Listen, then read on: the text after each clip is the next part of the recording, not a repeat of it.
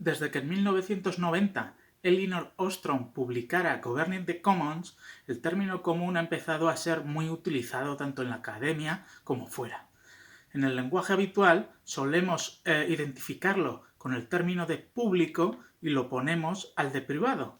Ahora bien, tanto política como jurídicamente hablando, público, privado y común son tres términos diferentes.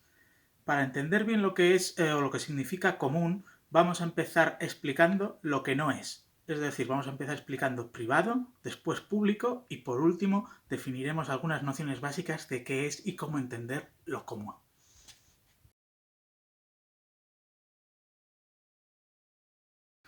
Privado, en el sentido de propiedad privada, es uno de los términos y los conceptos jurídicos fundantes del derecho romano, que forma parte o es una parte fundamental de todos los ordenamientos jurídicos modernos. Ulpiano ya definió la justicia como dar a cada uno lo suyo. Ese suyo era su jus, su derecho, y era concebido en su derecho como su propiedad privada. Podía hacer con ese derecho lo que quisiera. Esto lo comento para que veamos que en nuestros actuales ordenamientos jurídicos el concepto de propiedad es fundante de tal sistema, no es un concepto jurídico más que pueda ser modificado. Para entender la diferencia entre privado y común, lo mejor es tener muy clara la diferencia entre propiedad y posesión. La posesión de una cosa es cuando yo la tengo materialmente y tengo un control sobre ella y sobre sus frutos con independencia de cualquier título jurídico. Puedo tener un móvil, un coche, un bolígrafo, lo puedo romper si quiero, aunque no sea propiedad mía. El concepto de propiedad se utilizó para tener un control a distancia de las cosas, aunque no las estuvieras poseyendo materialmente. Si tenías el título de propietario, podías hacer que una tercera persona, ya sean fuerzas de orden y seguridad del Estado o un servidor que contratas con un contrato jurídico privado, realice ciertas cosas sobre el bien que es de tu propiedad. La última diferencia fundamental entre privado y común es que la posesión, que es más propia de lo común, como veremos, puede ser colectiva y es indivisible. Varias personas pueden estar poseyendo un mismo recurso y no pueden vender su parte. En cambio, en el caso de la propiedad colectiva, se articula siempre como una suma aritmética de propiedades individuales. El ejemplo fundamental es la comunidad de bienes romana, en el que cada propietario de una propiedad colectiva es el propietario únicamente de una cuota de esa propiedad, del 30%, del 20%, del 50%, y la puede vender o comprar a su antojo. En el caso de lo público, jurídicamente no existe el concepto de propiedad pública. Lo que en el lenguaje habitual entendemos por propiedad pública son los bienes de dominio público. En este sentido, no tenemos que confundirlo con el significado habitual de dominio público. Normalmente entendemos que algo es de dominio público cuando todo el mundo tiene libre acceso a ello sin ningún tipo de restricción. Esto, en el caso del lenguaje jurídico, no es exactamente así. El concepto de bienes de dominio público surgió a comienzos del siglo XVII para limitar las facultades del monarca respecto a los bienes de la corona. Entonces se estableció una distinción. Se diferenció entre el patrimonio personal del monarca y los bienes de la corona, que después pasaron a ser denominados bienes de la nación y luego bienes de dominio público. Los bienes de dominio público tienen tres características fundamentales que están recogidas en el artículo 132.1 de la Constitución española. Son inalienables, son inembargables y son imprescriptibles. ¿Qué quiere decir esto?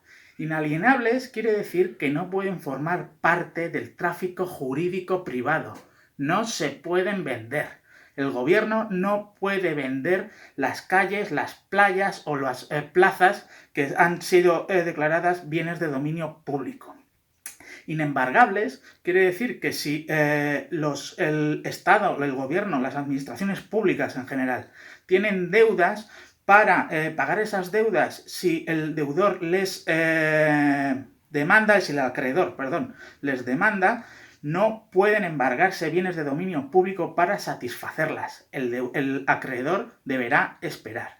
E imprescriptibles quiere decir que nunca van a caducar. Si, por ejemplo, alguien, una tercera persona, física o jurídica, ocupa por X número de años un bien de dominio público, jamás va a adquirir la propiedad de ese bien por ocupación.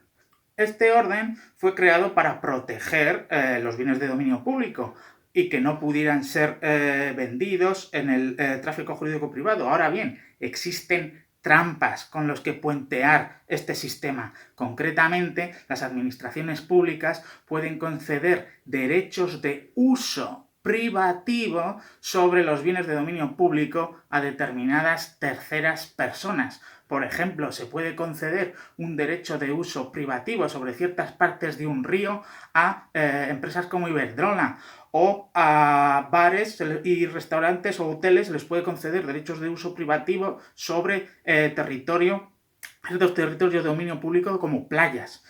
Además, la trampa está en que estos derechos de uso privativo sí que se pueden vender, pueden cotizar en bolsa, se puede especular con ellos y de hecho se realiza porque son grandes títulos valor y activos contables de las principales empresas que los tienen. Debido a ello, algunos intelectuales han dejado de hablar de régimen privado o régimen público como regímenes distintos para hablar de régimen público-privado, y a lo que se opondría este régimen público-privado es precisamente al concepto de lo común.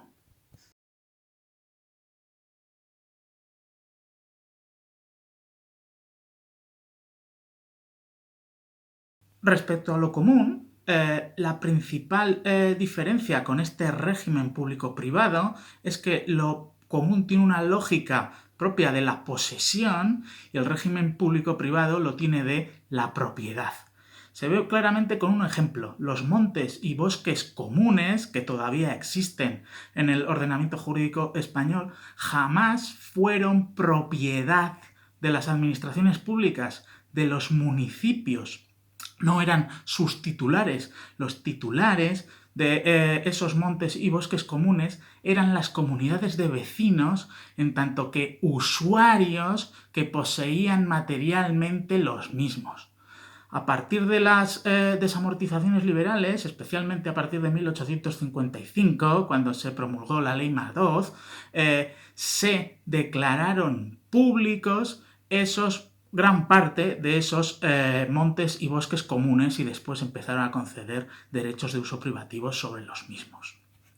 Otra idea con la que nos puede quedar muy clara la diferencia entre público y común es que en lo público viene de populus, que es uno de los términos latinos con los que se traduce el demos griego. Otro de los términos con los que se puede traducir ese demos en latín es plebs. ¿Cuál es la diferencia? Pues mirad, normalmente la democracia, más allá de mistificaciones parlamentarias, siempre se ha entendido como la fuerza, esto es el kratos, que hace la plebs, la plebe que no tiene derechos cívicos, para formar parte del populus, que era aquella parte del pueblo que tenía plenamente reconocidos todos sus derechos de ciudadanía. Es decir, lo público es un estatuto jurídico.